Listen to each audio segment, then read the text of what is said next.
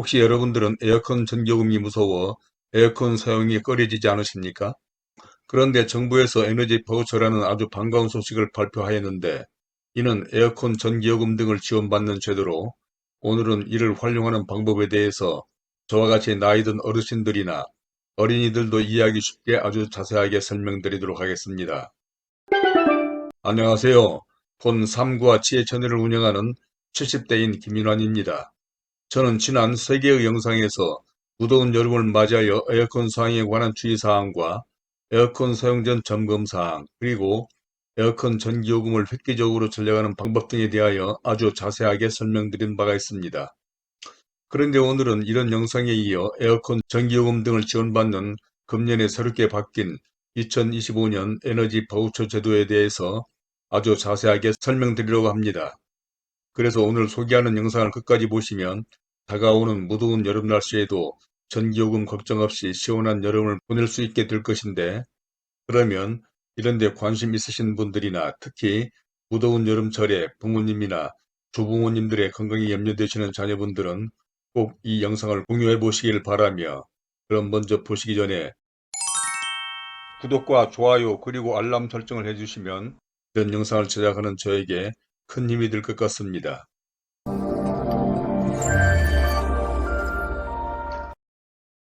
그럼 지금부터 2025년 에너지 바우처 제도에 대하여 자세하게 설명드리도록 하겠는데, 아마도 여러분들에게 이 에너지 바우처라는 용어가 다소 생소할 수 있을지도 모르겠습니다. 그러나 전혀 걱정하지 마세요. 천천히, 그리고 아주 쉽게 마치 손자, 손녀에게 이야기해 주듯이 설명드릴 텐데, 순서는 아래와 같이 진행하겠습니다. 첫째, 에너지 바우처란 무엇인가? 둘째, 2025년에 뭐가 달라진가? 셋째, 누가 신청할 수 있는가?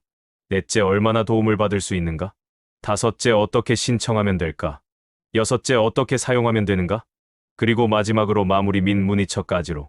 아마 이 영상을 끝까지 보시면 이 에너지 바우처에 대하여 충분히 이해하실 수 있을 겁니다. 그럼 첫 번째로 에너지 바우처가 무엇인지부터 알아보겠습니다. 이것은 어려운 말 같지만 사실은 아주 간단한데, 에너지라는 것은 우리가 집에서 사용하는 전기, 가스, 기름 같은 것들을 말합니다. 전등을 켜고 텔레비전을 보고 밥을 짓고 겨울에 난방을 하려면 모두 에너지인 것이고, 또 바우처라는 것은 쉽게 말해서 상품권 같은 것입니다. 마트에서 쓸 수 있는 상품권처럼 전기세나 가스비를 낼 때 쓸 수 있는 상품권이라고 생각하시면 됩니다. 그러니까 에너지 바우처는 정부에서 경제적으로 어려운 가정에게 주는 전기세, 가스비 상품권이라고 보시면 됩니다. 예를 들어 설명해 드릴게요. 할머니 집에서 겨울에 난방을 하려면 가스비가 한 달에 10만 원이 나온다고 해봅시다. 그런데 할머니가 연금만으로는 생활하기 어려우시죠. 그러면 정부에서 할머니, 걱정하지 마세요. 우리가 가스비 일부를 도와드릴게요 라고 하면서 에너지 바우처를 주는 것입니다. 이렇게 정부에서 도와주는 이유는 뭘까요? 그것은 전기나 가스는 우리가 살아가는데 꼭 필요한 것들이기 때문입니다. 음식을 해먹고 따뜻하게 지내고 불을 켜는 것은 사람이 살아가는데 기본적으로 필요한 것들이거든요.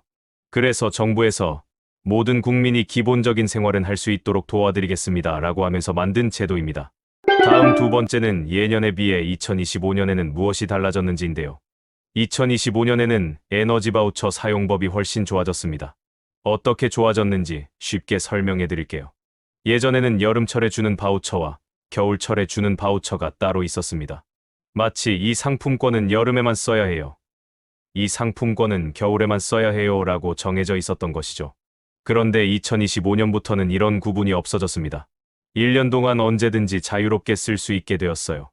예를 들어 할아버지가 여름에는 에어컨을 잘 사용하지 않으신다고 해봅시다. 그러면 여름철 바우처를 아껴두었다가 겨울에 난방비가 많이 나올 때 몰아서 사용할 수 있게 된 것입니다. 이것은 정말 좋은 변화입니다. 왜냐하면 사람마다 에너지를 사용하는 패턴이 다르거든요. 어떤 분은 여름에 에어컨을 많이 쓰시고 어떤 분은 겨울에 난방을 많이 쓰십니다. 이제는 각자의 생활 패턴에 맞춰서 자유롭게 사용할 수 있게 되었습니다. 사용할 수 있는 기간은 2025년 7월 1일부터 2026년 5월 25일까지입니다. 거의 1년 동안 사용할 수 있다고 보시면 됩니다. 세 번째로 신청 대상으로 영상에 나오는 내용들로 다소 복잡할 수 있는데 쉽게 설명해 드린다면 기초생활수급자분들이 받을 수 있습니다. 기초생활수급자라는 것은 정부에서 생활비를 도와주고 있는 분들을 말합니다. 이미 정부에서 생계비나 의료비를 지원받고 계신 분들이라고 보시면 됩니다. 그리고 차상위계층이라고 하는 분들도 받을 수 있습니다. 차상위계층이라는 말이 어려울 수 있는데 쉽게 말하면 기초생활수급자는 아니지만 그와 비슷하게 경제적으로 어려운 상황에 있는 분들을 말합니다.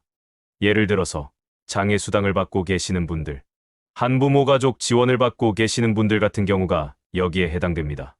다음 조건은 집에서 살면서 전기를 사용하고 계셔야 한다는 것입니다.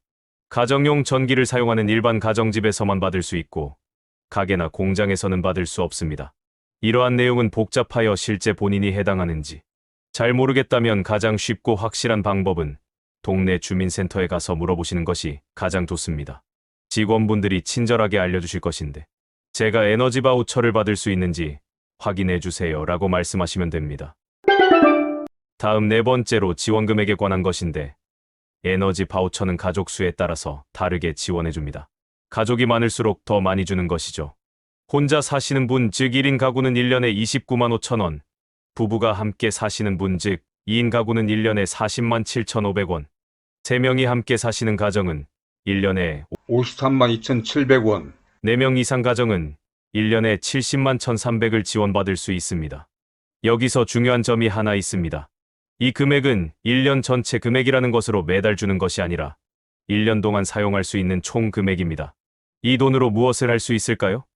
전기세를 낼 수도 있고, 가스비를 낼 수도 있고, 난방비를 낼 수도 있습니다. 또한 시골에서 많이 사용하는 기름이나 연탄을 살 때도 사용할 수 있어요. 중요한 것은 이 돈을 받는다고 해서 다른 복지 혜택이 줄어들지 않는다는 점입니다. 예를 들어 기초생활수급비를 받고 계신데 에너지 바우처까지 받는다고 해서 기초생활수급비가 줄어들지는 않는다는 것이지요. 다섯 번째는 신청 방법으로 다음 두 가지 방법이 있어요. 첫 번째 방법은 직접 가서 신청하는 것인데 가장 확실하고 쉬운 방법은 동네 주민센터 동사무소에 직접 가시는 것입니다. 이때 가져가야 할 준비물은 신분증으로 주민등록증이나 운전면허증, 그리고 본인 명의의 통장과 가족관계증명서인데 주민센터에서 발급받을 수 있습니다. 주민센터에 가시면 에너지 바우처 신청하러 왔습니다 라고 말씀하세요. 직원분이 친절하게 도와주실 거예요. 신청서를 작성해야 하는데 어려우시면 직원분이 도와주시니까 걱정하지 마세요. 두 번째 방법, 인터넷으로 신청하기로. 컴퓨터나 스마트폰을 사용할 수 있으시면 인터넷으로도 신청할 수 있습니다. 복지로라는 웹사이트를 이용하시면 됩니다. 하지만 인터넷 신청은 컴퓨터를 잘 다루시는 분들께만 추천합니다. 어려우시면 무리하지 마시고 주민센터에 직접 가시는 게 좋습니다. 그리고 신청할 때 중요한 주의사항이 있는데 에너지 바우처는 매년 새로 신청해야 합니다. 작년에 받으셨더라도 올해 또 신청하셔야 해요. 자동으로 연장되지 않습니다.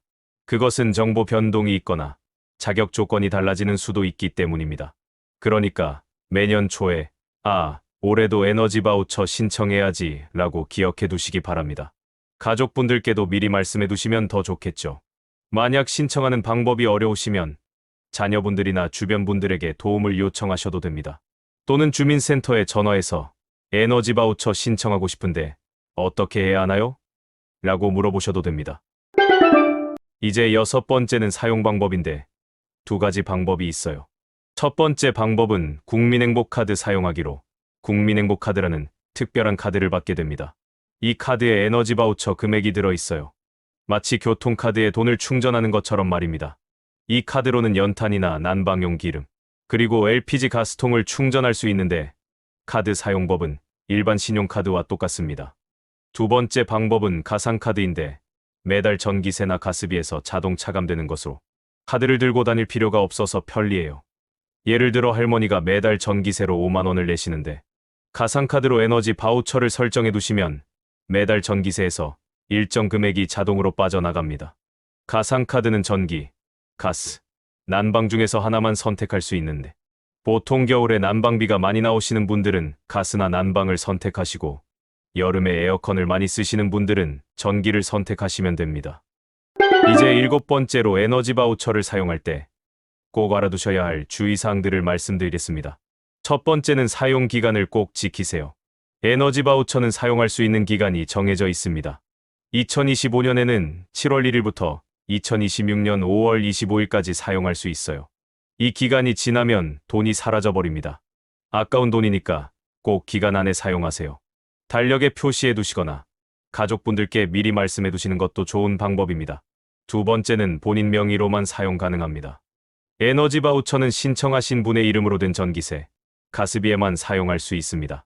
다른 사람 이름으로 된 요금에는 사용할 수 없어요. 예를 들어 할머니가 에너지 바우처를 받으셨는데 전기세가 아들 이름으로 되어 있다면 사용할 수 없습니다. 이런 경우에는 전기세 명의를 할머니로 바꾸셔야 해요. 세 번째는 에너지 바우처를 얼마나 썼는지, 얼마나 남았는지 확인해야 합니다. 인터넷이나 전화로 확인할 수 있는데 어려우시면 주민센터에 가서 물어보셔도 됩니다. 정기적으로 확인하셔서 남은 돈이 없어지기 전에 미리미리 사용하시기 바랍니다. 그리고 에너지 바우처를 효과적으로 사용할 수 있는 팁들을 알려드리겠습니다. 그것은 계절별 사용 패턴 파악하기로 본인이 언제 에너지를 많이 사용하시는지 생각해 보세요. 여름에 에어컨을 많이 쓰시나요?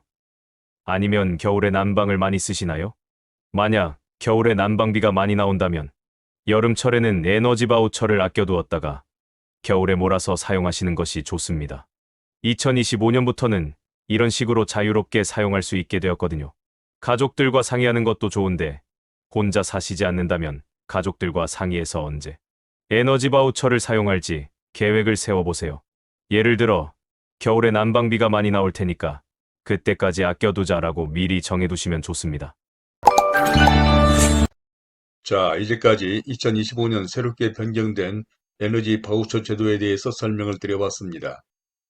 원래 에너지 바우처 제도란 정부에서 국민들의 생활을 돕기 위해서 만든 좋은 제도이므로 해당되시는 분들은 꼭 신청해서 혜택을 받으시기 바랍니다.